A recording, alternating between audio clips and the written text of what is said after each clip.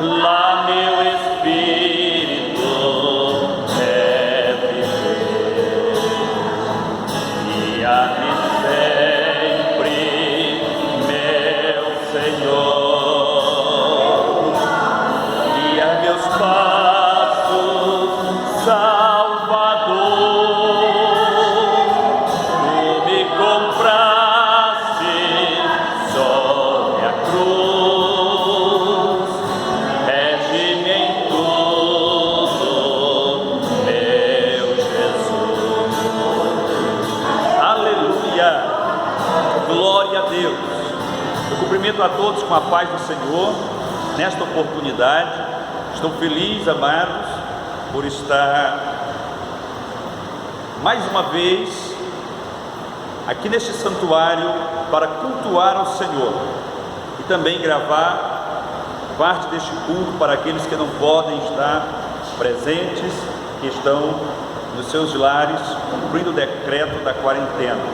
Quero convidar os irmãos a se colocar de pé, abrindo a sua Bíblia na carta de Paulo aos Efésios, no capítulo de número 2 e versículo de número 1 ao 10.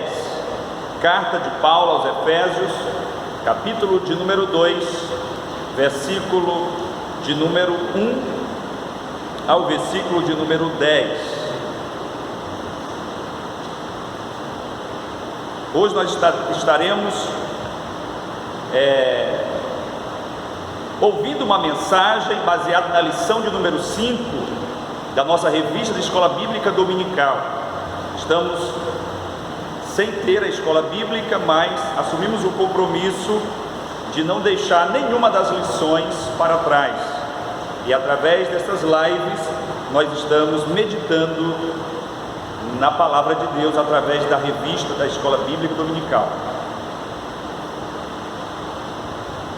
Carta de Paulo aos Efésios, capítulo de número 2, versículo de 1 ao 10. O tema desta lição é o seguinte: libertos do pecado para uma nova vida em Cristo. O textuário está em Efésios, capítulo 2, versículo 4 e versículo 5, que diz: mas Deus, que é riquíssimo em misericórdia, pelo seu muito amor com que nos amou, estando nós ainda mortos em nossas ofensas, nos vivificou juntamente com Cristo.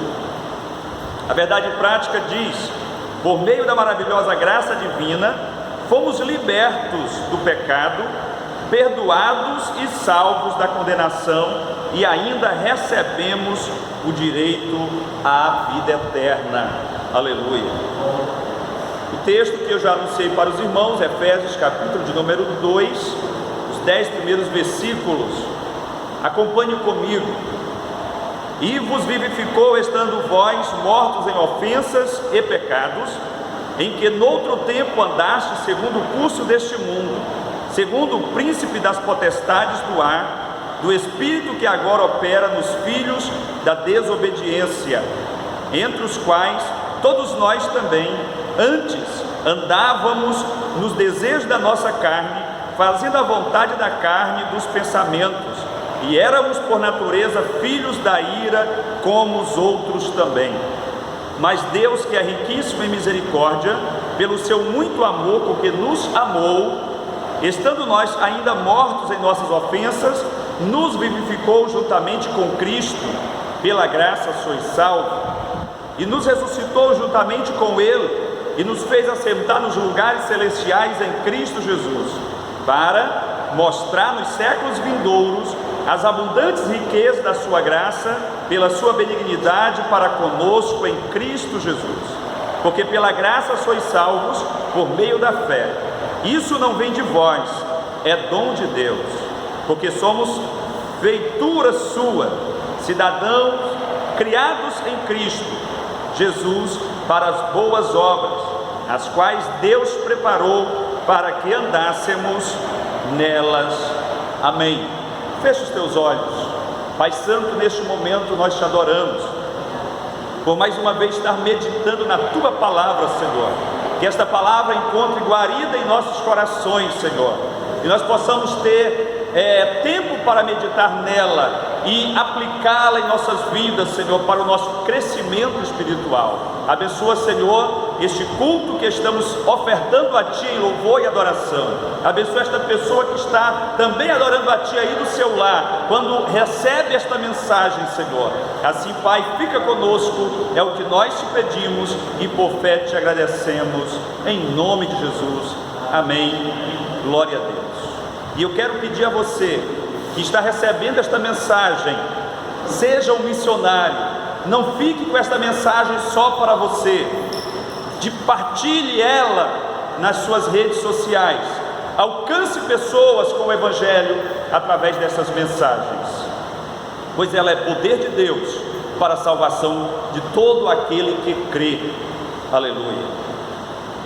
Queridos, neste estudo, eu não vou chamar de lição, mas de estudo, nós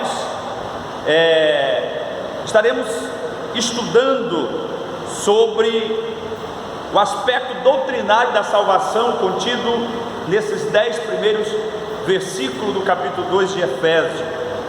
Que aspectos doutrinários são esses?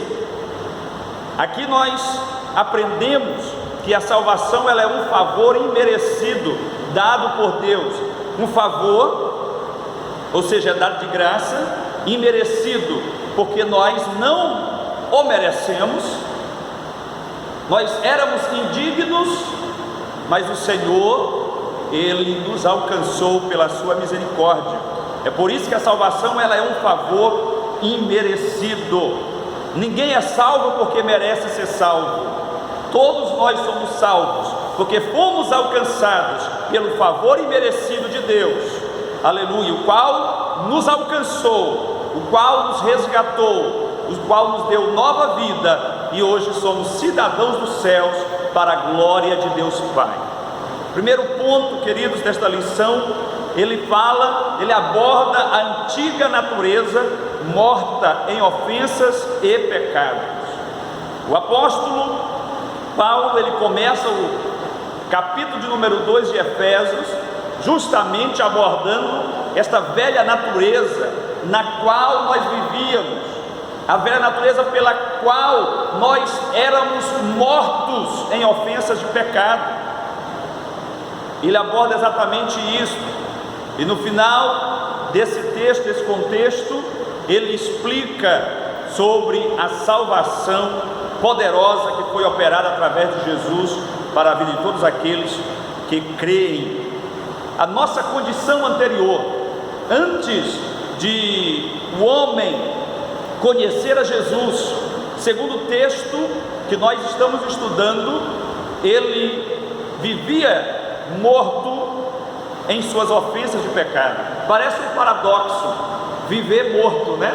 Já que morto não vive, porque morto aqui no sentido da doutrina bíblica não é morto fisicamente, mas morto espiritualmente, morto moralmente diante de Deus. E a pior morte que o homem pode experimentar é a morte espiritual, que também pode ser chamada de morte eterna. Então, o estado de todo homem que ainda não nasceu de novo é diagnosticado nesse texto bíblico de estar morto. Todo que vive em ofensa e pecados está morto diante de Deus. Então essa é a condição do homem sem Deus. Mas não se preocupe, não se aterrorize, porque apesar de o homem sem Deus estar morto, há uma esperança para este homem. Jesus Cristo foi dado em favor deste homem morto em suas ofensas de pecado, para que este homem, ao reconhecer Jesus como Senhor e Salvador de sua vida, ele renasça, ele receba uma nova vida, ele seja reconciliado com o seu Criador. Louvado seja Deus para sempre. Tópico 2 fala das nossas ofensas e pecado. Que ofensas são essas? A má conduta em que noutro tempo andaste, conforme Paulo coloca no versículo de número 2 do texto lido. É uma metáfora que Paulo usa aqui, andar. A conduta que as pessoas tinham, a conduta que eu tinha antes de conhecer a Jesus. Eu andava em ofensas e pecado, eu vivia em ofensas e pecado, mesmo que isso não fosse deliberadamente consciente, mas era a minha condição antes de eu conhecer a Cristo. Paulo ele frisa aqui no versículo 1: andaste segundo o curso deste mundo. Quando a gente não conhece a Jesus, a sua palavra, a gente anda, ainda que não deliberadamente, segundo o curso do mundo. É por isso que em outra passagem ele afirma: não vos conformeis com este mundo, mas renovai-vos. Aleluia. Nós infelizmente vivíamos segundo o curso do mundo, o curso natural da vida mundana, da vida natural. Mas desde que conhecemos a Cristo, a nossa vida foi mudada para a glória de Deus. Ainda falando desse aspecto negativo, no versículo 2, ele reforça sobre o termo andastes, segundo o príncipe da potestade do ar, uma alusão a Satanás, que exerce autoridade sobre os poderes do mal. As pessoas que ainda não receberam a Cristo, infelizmente, elas estão sob uma influência que não é a influência de Cristo. Paulo ele diz que a influência do príncipe das potestades do ar, que influenciam sobre as forças do mal. Indica que os agentes malignos têm uma capacidade de influenciar os homens desobedientes e incrédulos. Mais adiante na carta, Paulo alerta que a nossa luta é contra tais seres do mal. No capítulo 6, versículo de número 12, a nossa luta não é contra a carne e sangue, mas contra as potestades do ar, as potestades espirituais, os principados espirituais.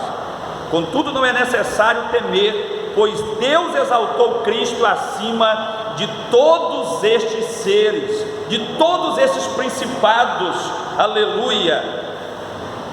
Efésios capítulo 1, versículo 21 diz que o nome do Senhor ele é exaltado sobremaneira acima de todo nome, no céu, na terra e até debaixo da terra. Louvado seja o nome do Senhor. Cristo, ao qual nós servimos, nós adoramos e temos comunhão, Ele está sobre qualquer principado, Ele é maior. Ele mesmo declarou: todo o poder é me dado nos céus e na terra. Louvado seja o nome do Senhor. Então não tenha medo, aleluia, viva com Cristo. Abandone a prática mundana, abandone toda a prática que possa estar sofrendo a influência desse principado das trevas e abrace-se com Cristo. Abrace a salvação, essa dádiva preciosa dada pelo Senhor a cada um de nós. Aleluia. Andávamos fazendo a vontade da carne e dos pensamentos. O versículo 3 do texto referido refere-se à inclinação para fazer o mal, algo inerente à natureza humana. Estão incluídos aqui pensamentos pervertidos e a prática de todos os desejos desordenados da carne. Como resultado, éramos filhos da ira, isto é, condenados e desprovidos do favor divino. Paulo sublinha que essa era a nossa condição, a condição do homem antes de conhecer a Cristo, desprovido do favor divino e filho da ira, ou seja, condenado à condenação eterna. Entretanto, aprouve ao Pai nos eleger e nos predestinar para filhos de adoção, conforme está no primeiro capítulo, no versículo de número 5. Uma reflexão desse primeiro ponto sobre a nossa natureza pecaminosa. A nossa condição diante de Deus era caótica, éramos escravos e estávamos condenados à perdição e morte eterna. Esta era a nossa condição antes de conhecermos a Cristo, antes de recebermos a Cristo como Salvador das nossas vidas. O segundo ponto, vivificados pela graça. Aqui começa a ficar melhor, mais gostoso do nosso estudo.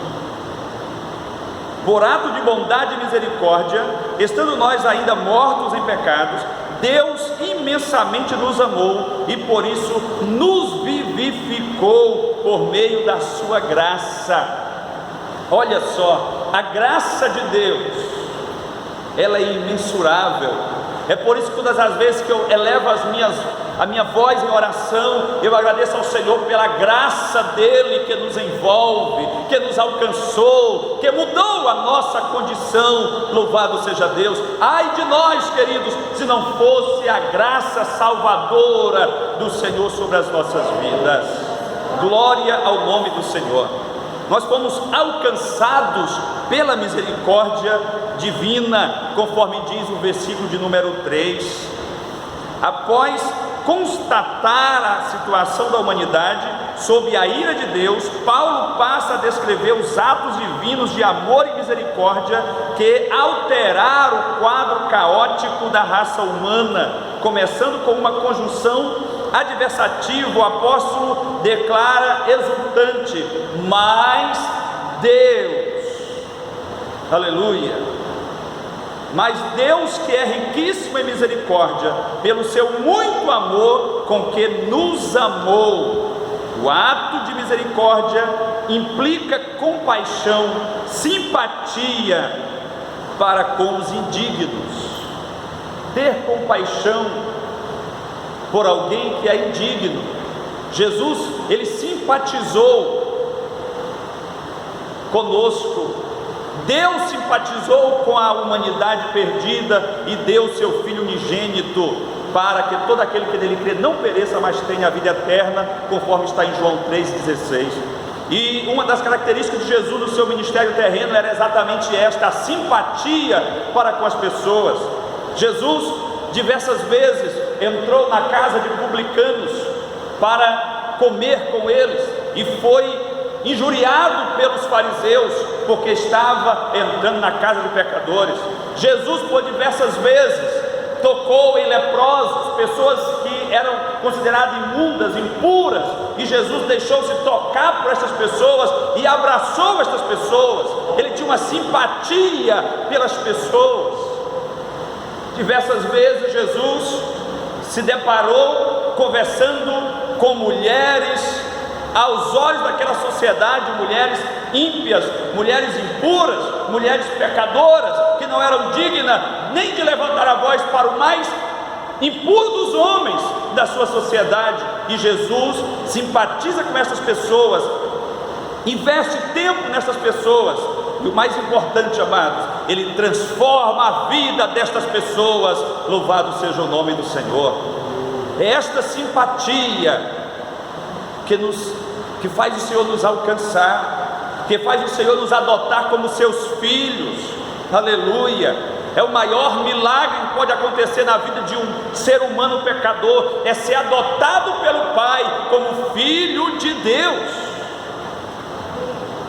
Se você ainda não tem essa intimidade, essa comunhão com o Pai Celestial, eu quero te convidar nesta oportunidade a entregar a tua vida ao Senhor, a aceitar o Filho do seu amor como Senhor e Salvador de sua vida, e você será feito filho de Deus. Aleluia. Louvado seja Deus para sempre. Então, são as misericórdias do Senhor que nos fez, que nos alcançou e nos fez pessoas vivificadas, conforme diz a palavra do Senhor. Nós fomos vivificados por sua graça. Primeiro Jesus nos alcança com o seu amor, depois ele nos vivifica, e não são as nossas obras.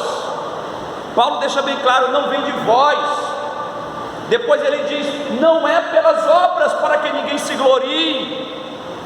é dom de Deus, é pela graça de Deus. Louvado seja o nome do Senhor. Deus quer vivificar você inteiramente por sua graça. Então somente abra o teu coração ao Senhor, aleluia, receba o Filho de Deus como Senhor e Salvador de sua vida, e você será vivificado para a glória de Deus. Louvado seja o nome do Senhor. E por último ele exalta, e Paulo fala disso aqui no versículo de número 6 do texto. Nós estamos estudando o texto de Efésios capítulo 2. O apóstolo dos gentios ainda destaca que o poder de Deus nos ressuscitou juntamente com ele e nos fez assentar nos lugares celestiais em Cristo. Aleluia. Observe que a palavra juntamente indica que Deus concede ao homem os mesmos benefícios alcançados por Cristo. Olha o texto, nos faz assentar nos lugares celestiais em Cristo. Aleluia. Então nós temos o mesmo direito, amados, que Jesus teve, e Jesus mesmo nos garantiu isto.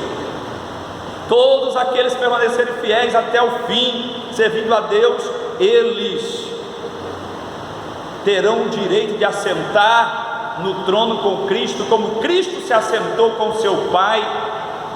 Frisou bem o mestre quando estava ensinando os seus discípulos.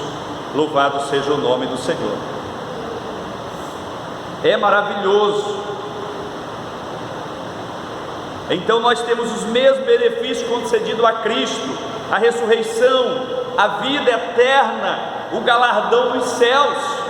Jesus ressuscitou para sempre, aleluia, recebeu de volta as glórias que ele tinha antes nos céus.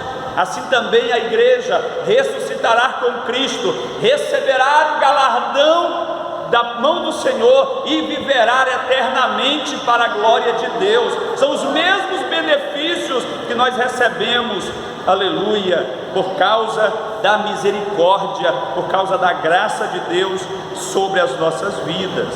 Assim, ao conceder tais bênçãos aos homens, Deus mostrou as abundantes riquezas da sua graça, conforme diz o versículo de número 7.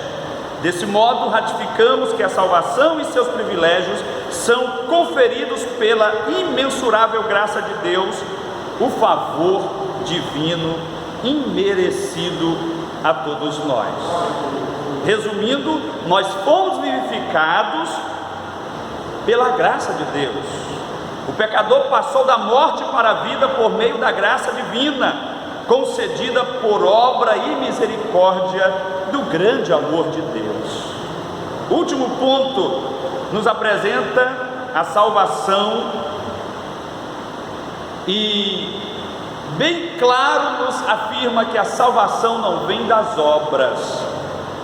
E nestes últimos momentos deste estudo, eu quero frisar essas palavras de Paulo. Efésios do capítulo 2, do versículo 8 ao versículo 10, Paulo revela que a salvação não depende de obras humanas, porque pela graça sois salvos por meio da fé.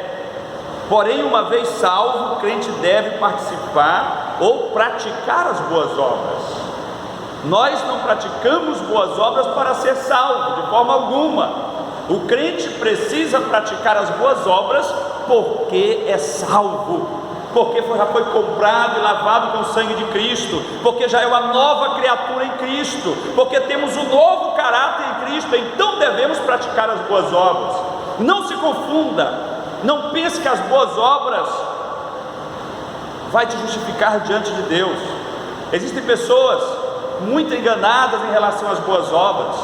Ao praticar um ato de justiça ou de boas obras, elas ficam como que realizadas, achando que conseguiram fazer alguma coisa a mais para se justificarem como pecadores diante de Deus. Não, queridos, não importa o quão bom homem você seja, você precisa arrepender-se dos seus pecados e pela graça alcançar a salvação através da fé em Jesus Cristo de Nazaré. Louvado seja Deus. Graça como meio de salvação. A salvação inclui a libertação da morte, da escravidão do pecado e da ira vindoura. Olha só, a salvação inclui a libertação da morte, da ira da escravidão do pecado e da ira vindoura, ao mesmo tempo que permite ao salvo desfrutar de todas as bênçãos espirituais descritas nos primeiros 7 versículos desse texto. Nós ainda temos a libertação da morte, a libertação do poder do pecado e também da ira vindoura. Da morte, porque estávamos mortos e fomos vivificados em Cristo.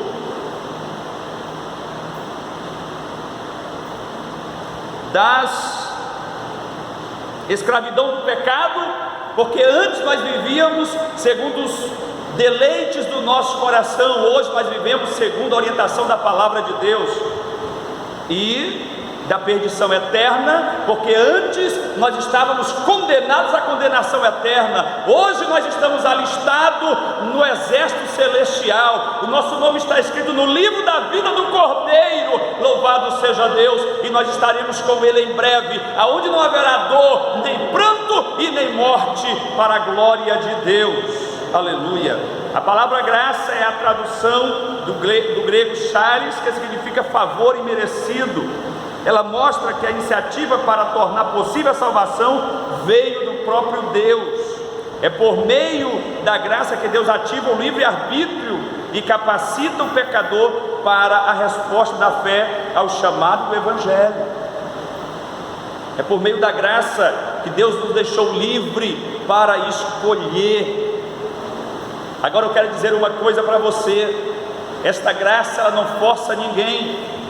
Esta graça, ela nos dá o poder de escolher a Deus ou não, de servirmos a Deus ou não, de entregarmos a nossa vida ao Senhor, renunciando todos os nossos pecados, ou permanecer no pecado e rejeitar todos os conselhos de Deus. Cabe a você escolher, através desta graça. Deus, Ele te dá o livre-arbítrio para escolher aonde você quer viver a sua eternidade. Louvado seja o nome do Senhor. A fé deve ser considerada como a aceitação da obra realizadora por Cristo em nosso favor. Ela é a resposta à graça de Deus através da qual recebemos a salvação. E por último, obras como evidência da salvação. Eu disse agora há pouco que nós não praticamos boas obras para ser salvos. Nós praticamos boas obras porque nós somos salvos. Essa deve ser uma característica de todo salvo em Cristo Jesus: praticar as boas obras, viver as boas obras. Louvado seja Deus. Por isso, se antes o apóstolo usou a metáfora do andar numa perspectiva negativa, quando ele disse que nós andávamos em ofensas de pecado, né? Agora ele usa por meio de uma perspectiva positiva. Nós somos instados a andar fazendo boas obras. Antes nós andávamos mortos em nossas ofensas de pecado. Hoje nós somos desafiados a permanecer andando, agora praticando as boas obras, glorificando a Deus através dos nossos atos e atitudes. Resumindo esse terceiro ponto, a salvação é a graça divina por meio da fé. As obras não são o meio, mas o resultado da nossa salvação. Louvado seja Deus. Concluindo, antes da regeneração, éramos filhos da ira e condenados à perdição eterna. Por ato e amor divino, por meio da sua maravilhosa graça, nos tornamos filhos de adoção, ou por adoção. Essa gloriosa salvação nos foi concedida independente das nossas obras. A partir da salvação, passamos a praticar boas obras que glorificam a Deus, o nosso Pai.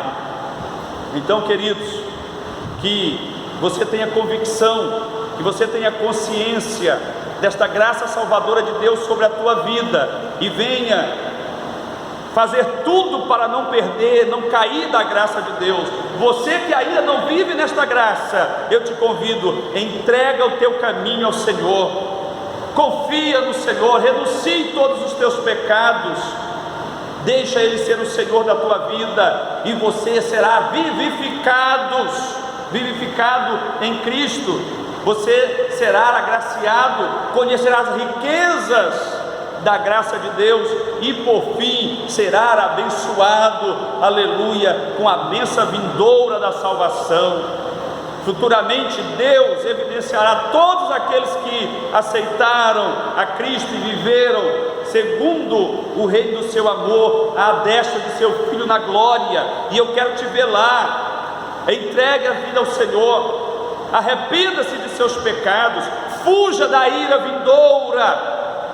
Por que você vai permanecer debaixo da condenação? Por que você vai permanecer debaixo da ira vindoura? Saia daí, venha para os braços de Jesus, entrega a tua vida ao Senhor, confia nele, e o mais Ele fará. Vamos neste momento nos colocar de pé e agradecer ao Senhor, porque Ele é bom e a sua misericórdia